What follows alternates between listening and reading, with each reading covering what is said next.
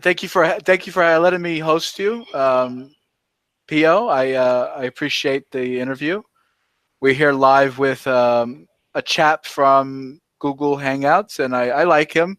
I dig you. I think you're all right kind of guy. You don't break my balls too bad. I nearly never do You break don't break anybody. anyone's chops. Yeah, You're kind of easy going, laid back.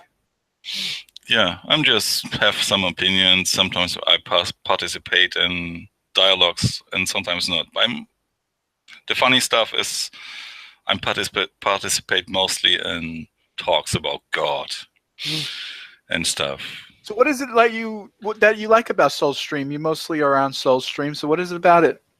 About Soulstream, mainly because every time I go to Google Hangouts, there was a call, so I join. This is what I like about it. So we can make some advertising for Soulstream. Sure. And there are good people there. Yeah. Definitely, I get some entertainment value out of it.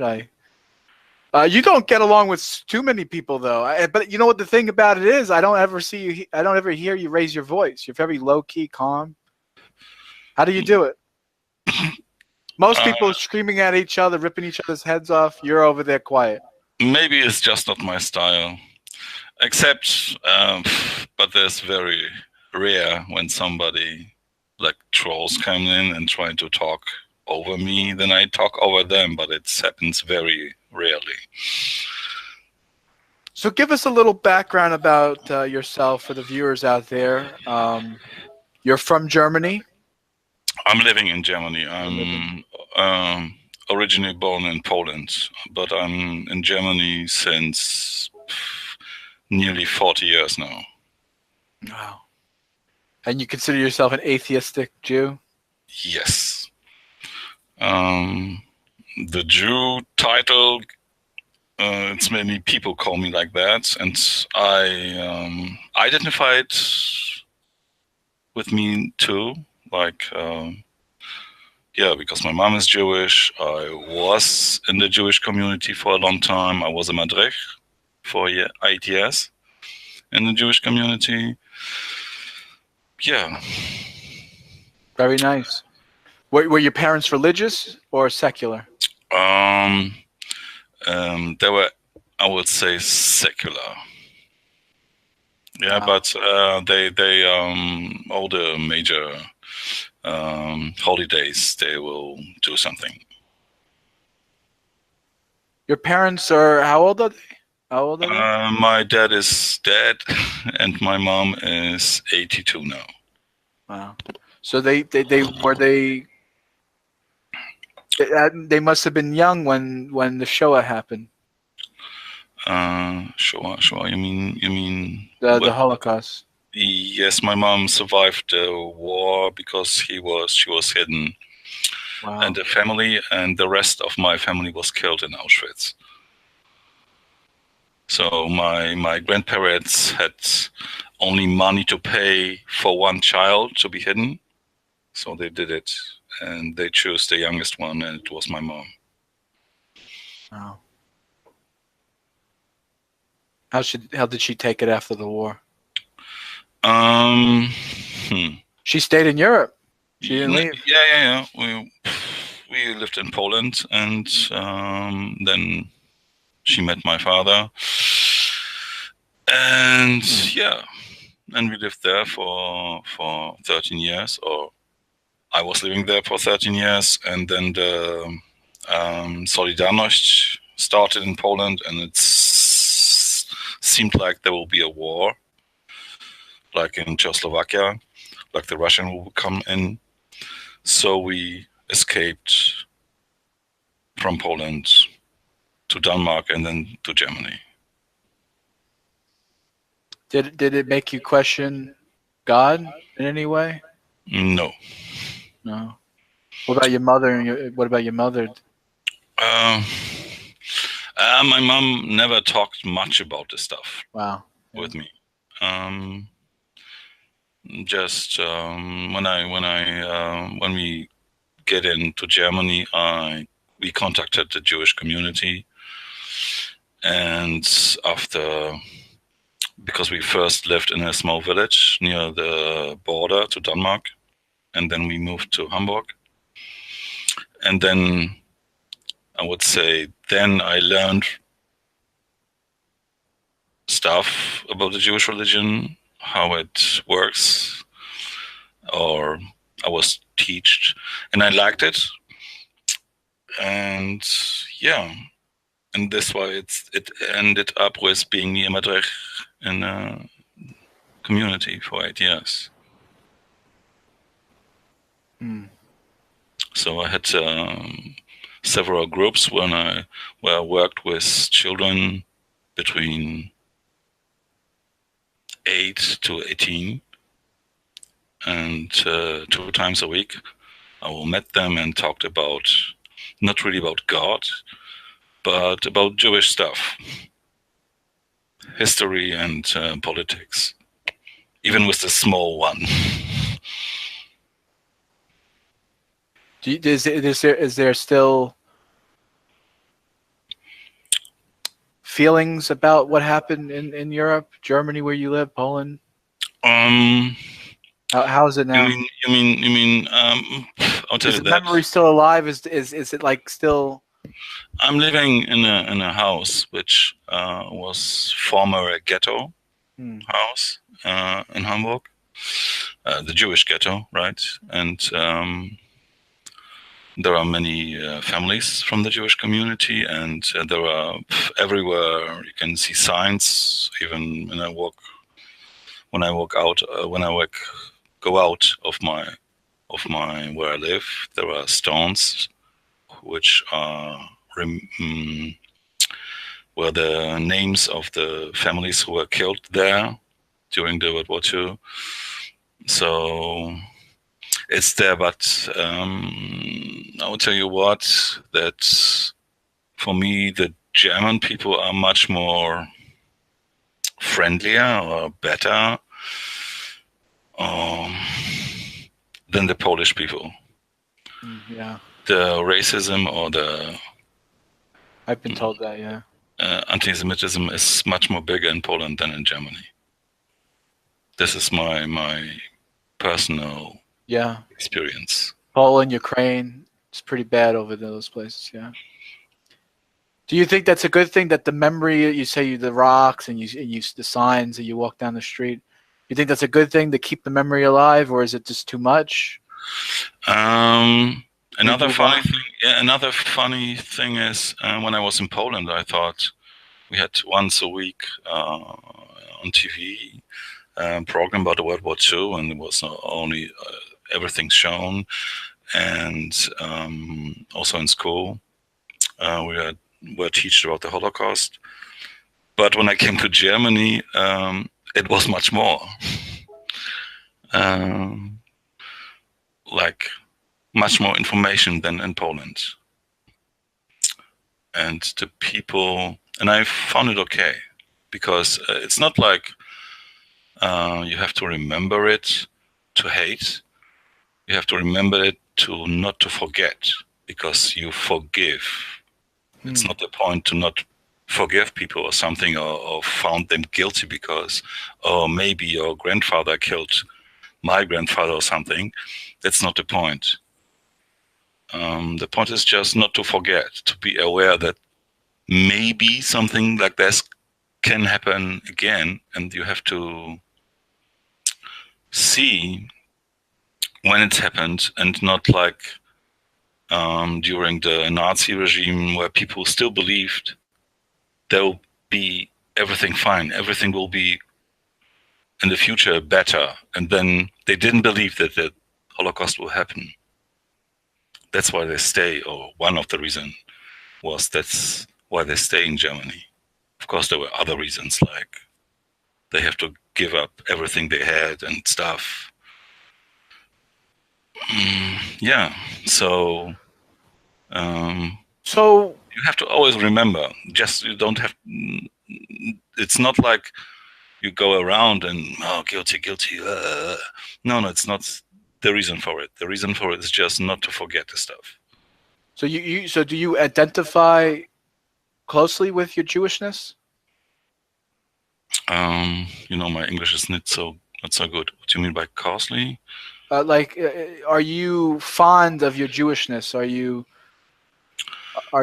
Is being Jewish part of your identity of who you are as a person, or is it Yes, secondary?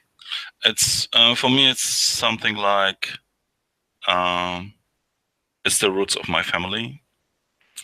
The second part, I'm not a believer. I looked into Jewish religion, and the way of life, like it's teach there, not what is in the Bible, because the Bible can be interpreted in different ways. But the way of life is just enjoy the life, be happy here, and be a good man here on this earth. And this is what I'm doing. Have you ever tried the religious thing? What do you mean by that?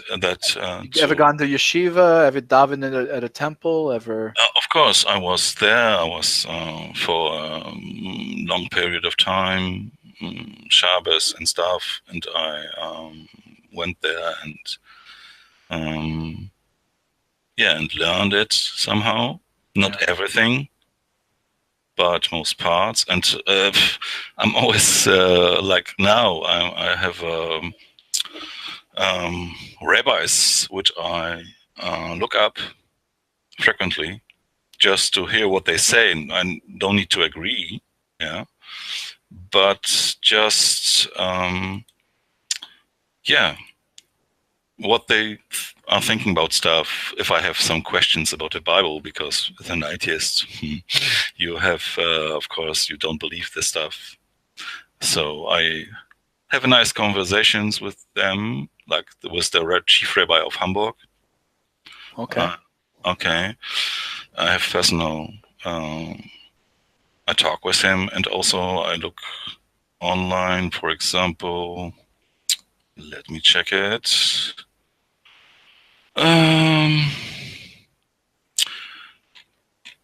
Rabbi Friedman is his name. Yeah, Rabbi Manis Friedman. He's a Hasidic Jew, and he explains stuff. And I listen to him. Do you think he does a good job of explaining your questions and your doubts about religion, or? No, I'm not asking about my doubts. Oh. Not like I have doubts and then I don't know. I don't believe this stuff. I just want to learn. See how the usual atheistic arguments, which I will use against a religious person, and the same questions I will. Or when I listen to Friedman, I'll try to understand how he is explaining this, and how is the way. If it's totally different, for example, to a Christian preacher, right? And this stuff is completely different. And what makes you turn away from God? What is it that you find that?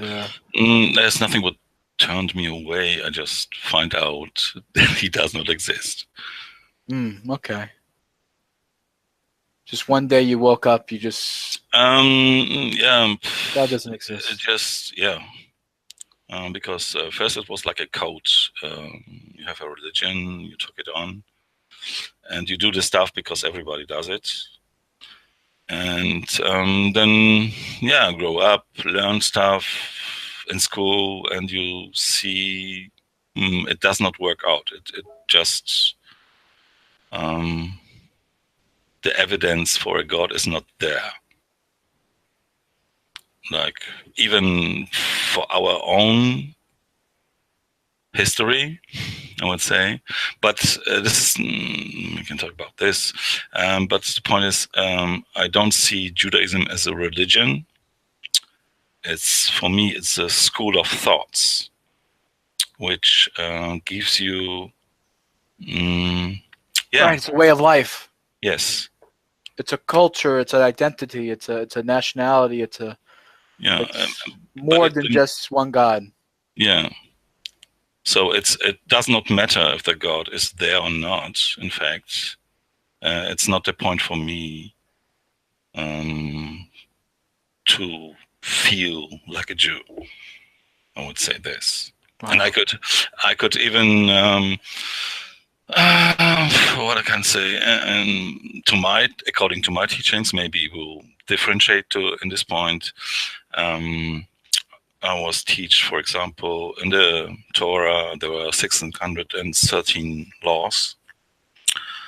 And if I follow only one of them, I'm the perfect Jew. According to my teaching, I know it's not your teaching, but this is what I've been told.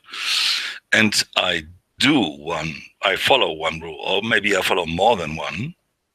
And even if I'm not believing God, I am still the perfect Jew.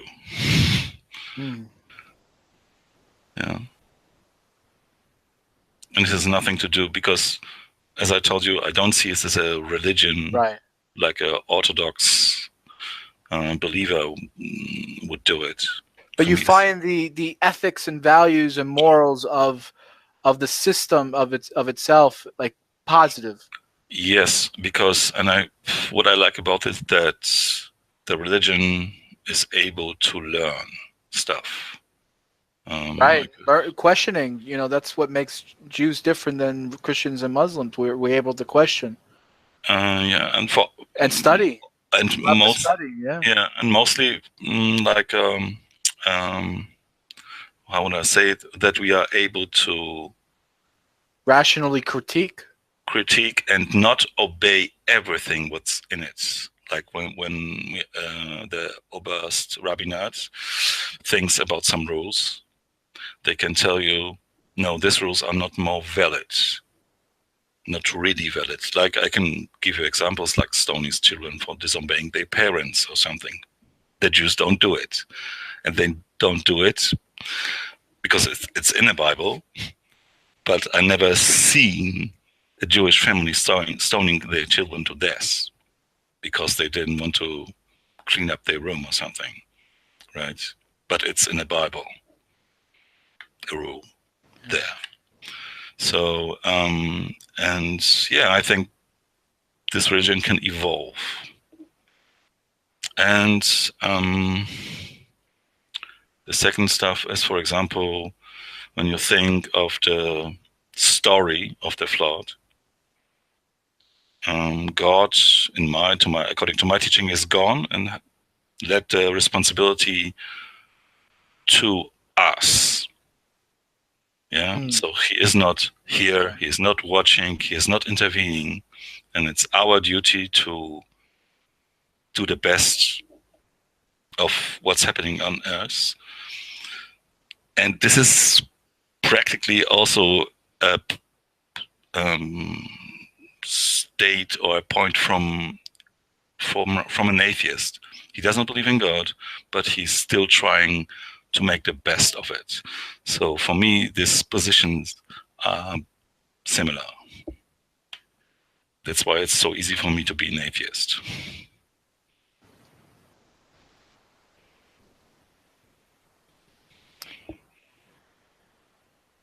What compels people to believe in God, you think? What is it that keeps people going? I mean, the Jewish people have been through a lot. I mean, yeah, Holocaust after Holocaust, and I would say the Holocaust did two things. There were people who were more believing in God, but there were many people who left their religion because of it. Sure. Because they thought it cannot be possible that the God left us alone and let the thing happen to us. Right. That's why there's so many Jews in Brazil, Australia. They just wanted to go to the farthest parts of the world to get away from it. Yes. I don't know. I mean, there are many people who believes in God because it gives them hope, I would say. and there are people who just 100% believe in it, and that no problem for me. I don't want to convert anyone or bring them away from their religion. It's not my goal. But I will claim that most of the Jews are not Orthodox believer in a God. Most of them are secular and keep just a tradition and keep just the way of life somehow. Where do you see the Jewish people in like 100 years?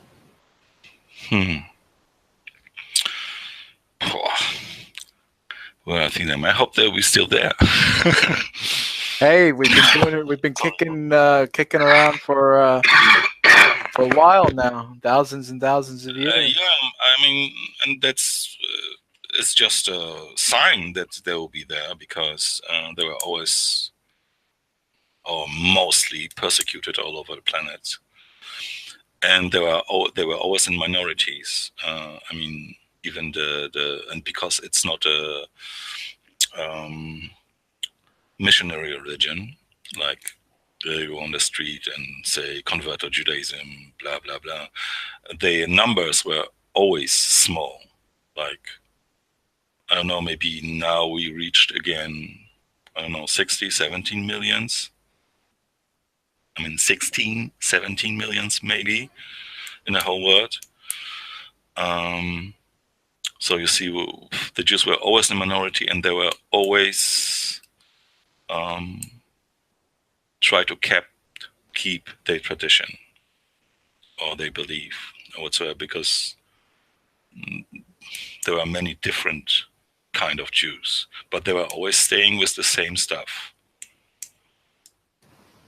Why do you think there's so much conflict between the Jews and the non-Jews?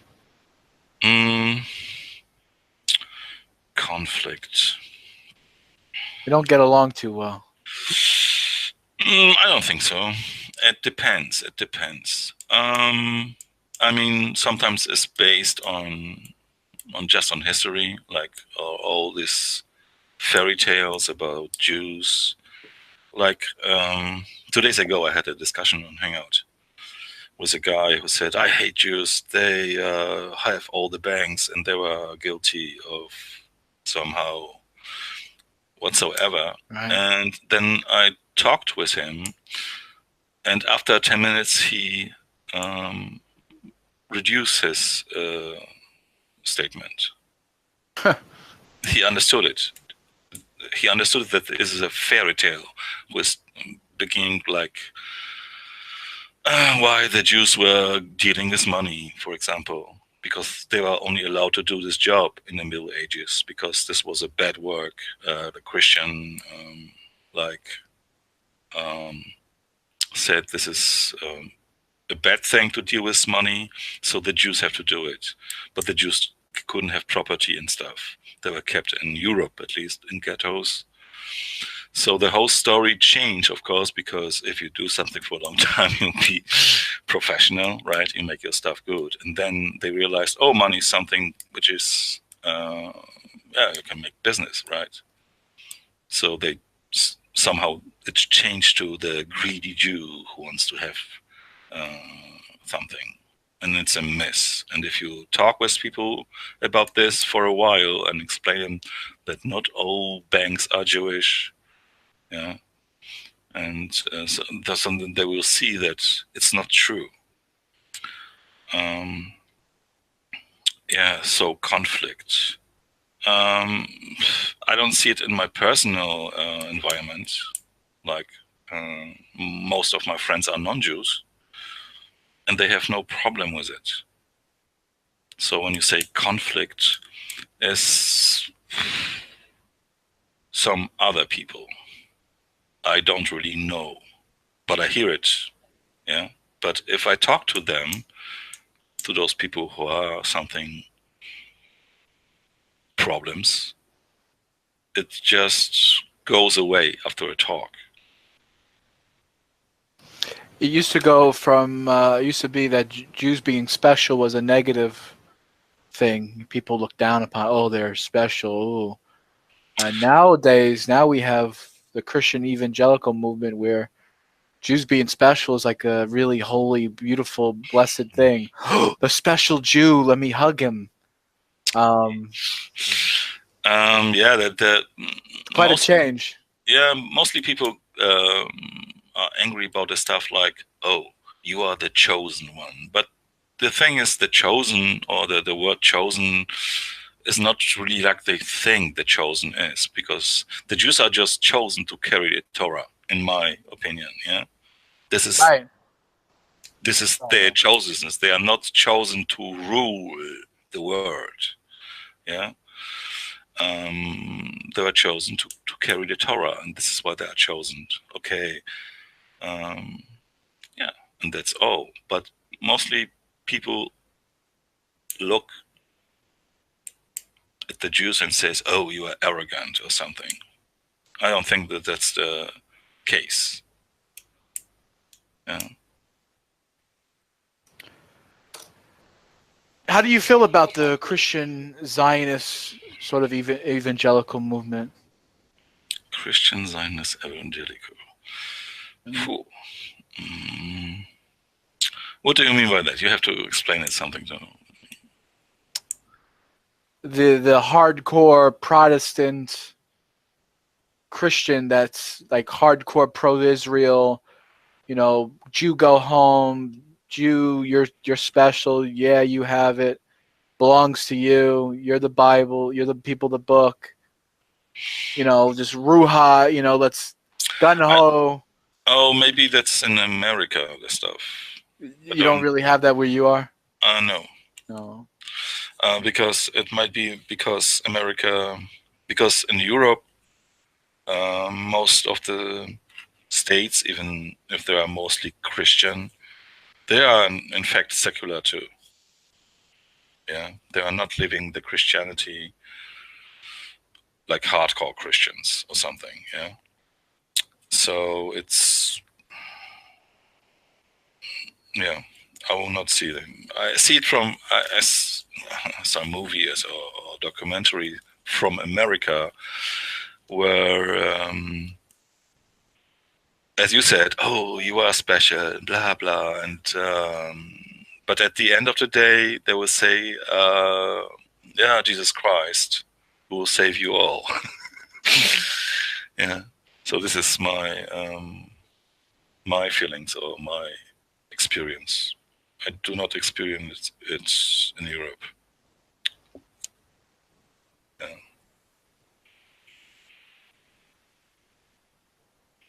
So you consider yourself a science guy? No? Science guy. I'm a usual guy who just watch stuff, or when, like, I don't know, Richard Dawkins and all this guy. Richard Dawkins a Jew, right? I don't know. Yeah, I think so, yeah. And Like Albert Einstein. yeah, many people say there are, but he was not a um, believer too. I would say he was secular. Yeah, yeah. Yeah, but through yeah, main problem with the Bible is always the age of the earth and creation stuff, and so, and yeah. So what is it about the Bible that the Bible says something about how it's made? How you say it doesn't jive with reality? Yeah, just like, we have the Jewish calendar, so this is how old the earth is. Yeah, and it does not match with evidence we have, for example, or stuff like Exodus, which never happened. Yeah, we have evidence. Moses never led the Israelites out of Egypt. Right. And according to my knowledge, and to, for example, there were archaeologists from Israel which went after the 6-day war to Egypt to find something. They didn't find anything, went back and said sorry to the president. We didn't find any evidence of Jews living there. Also, we have records from Egyptian pharaohs never mentioned any plague, for example, like if the firstborn would die, or every firstborn of those family would die, there will be a record of it, right? And all small stuff leads to the conclusion that Moses never did the Exodus. And I'm trying to make small arguments. What are some of the if how can I put this question? What is it if it's just fairy tales, as you said throughout the hangout, myths? Why don't people see it? Why don't people accept it to be fairy tales and myth, and they hold it to be true historical fact? What they do it because No evidence. Because people want to believe. That's the first point. Yeah, I would say people want to believe. It makes them confident to have a religion, right? And for me, again, it's a school of thought. So no matter if it was true or not, I can still see good stuff in this. So there is no reason to push it away. Yeah. Is it possible for someone to say that the Bible is just stories, and that's, hey, I believe in God, I think there's a creator, and the stories are just the stories, and that's okay? Yeah, there are many people who are saying, I don't believe in the God of the Bible, but I believe in a creator, right? There are many people out there. Again, I would say that's their problem. Yeah, it's not my business to convert them or bring them up from this point of view. You think it's healthy for someone though, if someone actually doesn't believe in reality, and they're fairy tales and myths, is it healthy for someone like to believe in it? To No, continue that lifestyle? in fact, it's not. It's not healthy. I will give you another.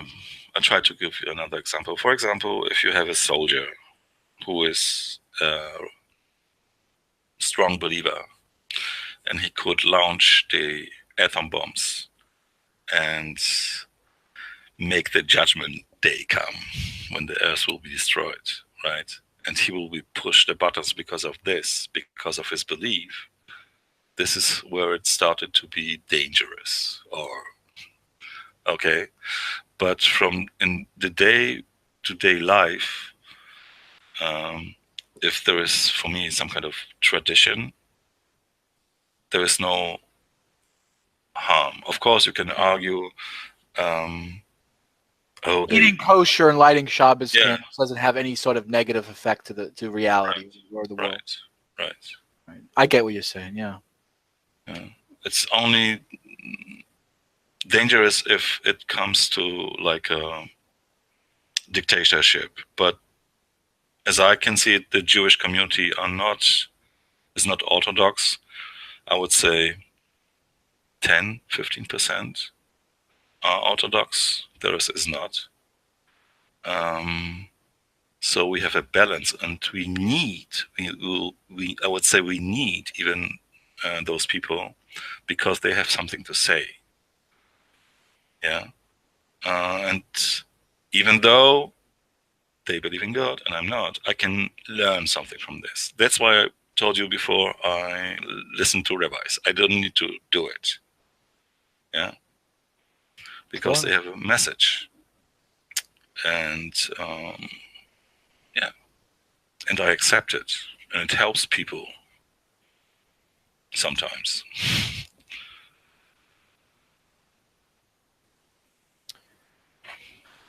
It helps people sometimes. Do you think people? So you said earlier, you said people believe in religion because it's sort of an outlet for them, makes them feel strong and confident. Yeah, Why isn't there any sort of alternative of people, some other outlet for people to go to? I think it's very difficult if you teach from a young age there is a God and stuff to give it up. It's a very big step because it's changed, yeah, nearly everything. So it's not easy to do it. Um, so maybe in the future we have internet. You have access to more information, and I think, or I hope even, that more people will become secular. But it does not mean that you have to give up the traditions. You know what I mean? Hmm. It's you can still identify because it's a it's because it has a Judaism is totally different to Christianity. Um, like I would say, if you're a Christian, you are born bad. You have to repent and yeah, you are bad all your life. You have to repent, and then you will be judged again. In Judaism, it's not like this. You have to value your life here, and you be happy. Even if the life is shitty, you celebrate the life. Hmm. So it's a totally different stuff. And in Islam, it's like you don't think at all. God is thinking for you from you. You are just a slave. So these are three totally different positions how to deal with your life. And yeah, and to celebrate life because the Jews don't think about the afterlife, in fact, or there are very few information about the afterlife. But in fact, as a Jew, you don't think about it. You think to be good here and to good deeds in this life, and this is what brings you forward. And I think this is a very healthy looking at your life. How do you generally feel about other religions such as Christianity and Islam? Hmm. Christianity,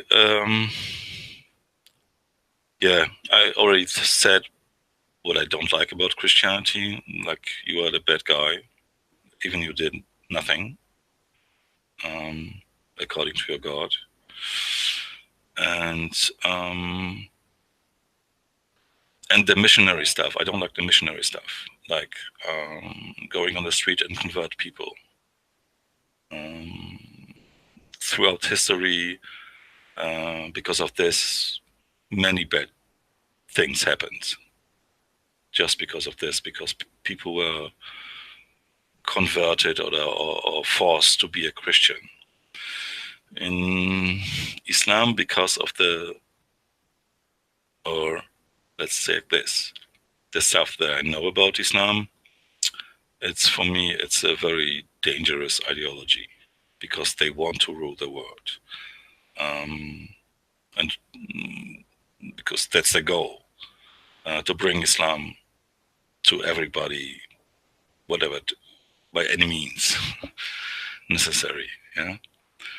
So, and the Christian, it depends too, because the Christian in Europe are not that hardcore. They are mostly secular. In America, what I've seen, there are somehow also very hardcore and very aggressive. Yeah. And people, there are stuff like TV preachers and who fools people. So it's not okay. But yeah, I will never try to convince someone to give up his religion, right? everybody has to do it on his own, to go out or to stay. So from this three religion, I would still say Judaism is still the best stuff, just because it can involve. Maybe I'm biased, but that's my opinion. What's your personal opinion about Jesus Christ and the Prophet Muhammad? Does the New Testament and the Quran paint the correct picture of him, or is the history different? Oh, they paint a different, very different picture of him. In Judaism, he was a rabbi, and he wanted to be more orthodox than the Jews themselves, I would say. In Christianity, he's the way to God, so he claimed to be a God, or the Son of God. And you have to believe in him. And in Islam, he's a prophet, not a God or something. And the story is different because he didn't die on a cross. He was somehow, somebody else died on his place. So they are not even the same persons.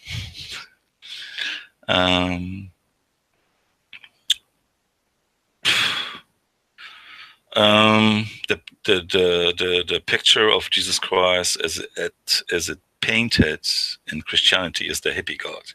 Right.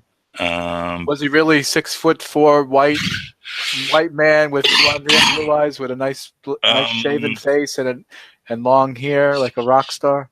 I will just no, I would say he was black. This will be my first objection. He was a person of color. Yeah. He's not the, if you go to Europe, to the churches, you see the white Jesus. I don't think he was, because if he was in Middle East, he have to be a person of color, right? It's not the white pale guy.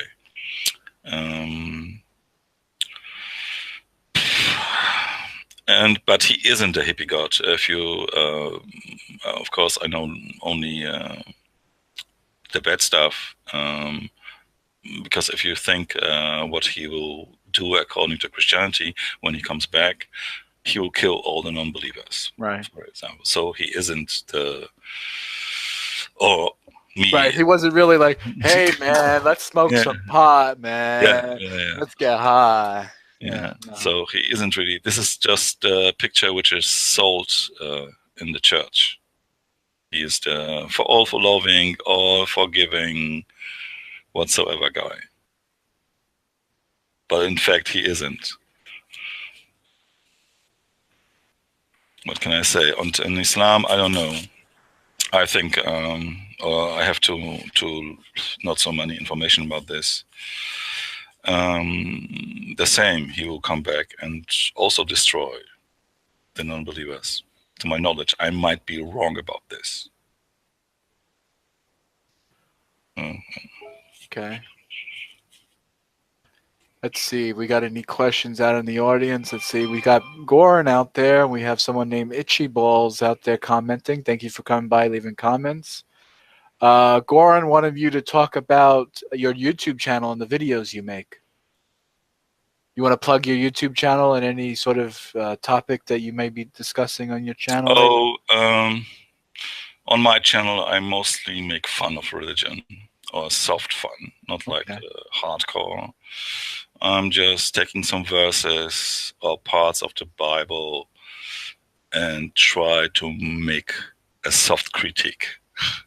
I would describe it like this. And P.O. Chanel too. It's not channel, it's Chanel, because it's only with one N. So if somebody wants to check it out, welcome to do it. So what are some verses in the Bible you've been critiquing lately on the channel? Let's hear it. Any verses off the top of your head? I criticize slavery. Okay. And that that Jesus Christ didn't do anything about it. didn't condemn it.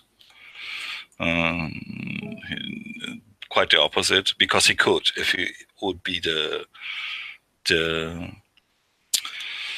hippie god who could just have said slavery is not okay, and then we can move on. But he made exactly the opposite.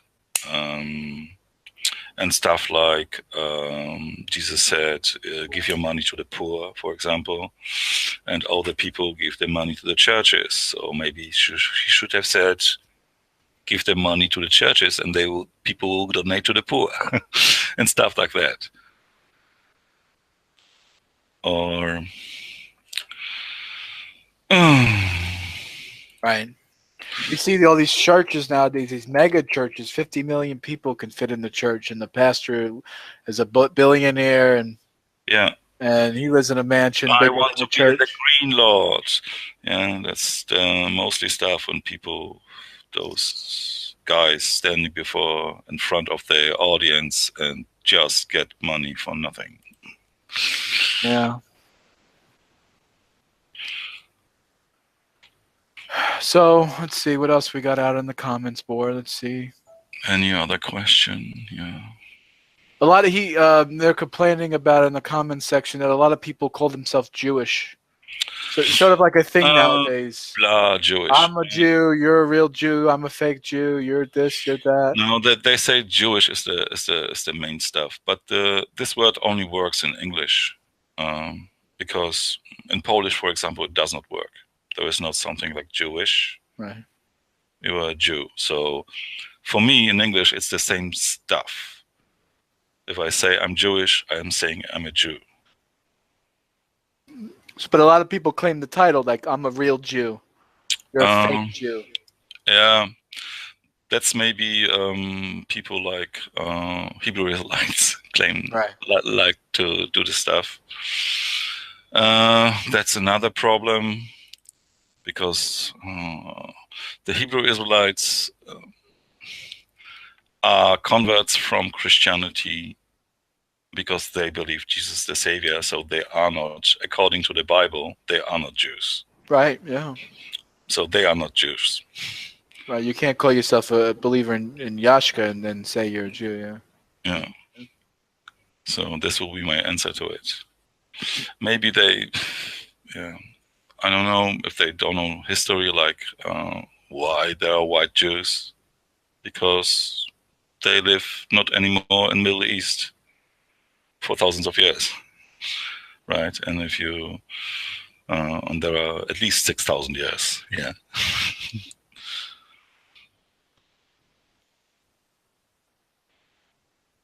So, but the funny thing is, on the other side, the Jews or the Jewish people don't see the Jews in Ethiopia as non-Jews, right?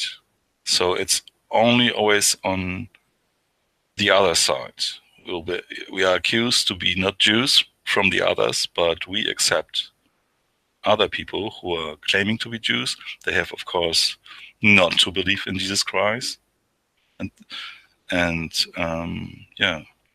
but if they have the same traditions, they will be accepted, no matter where they're from. And thank you for subscribing. Oh, no problem. Yeah. Go. I implore everyone to go out and subscribe, comment, and rate on Philo's channel. I'm gonna check it out and see what you're doing over there and find what's interesting. I appreciate you coming by and talking to me for a little while, and it's been very interesting. So let me hear. So what are the last words? How are we going to end this hangout? What can we take away from this? What we learned from you today? How can we summarize?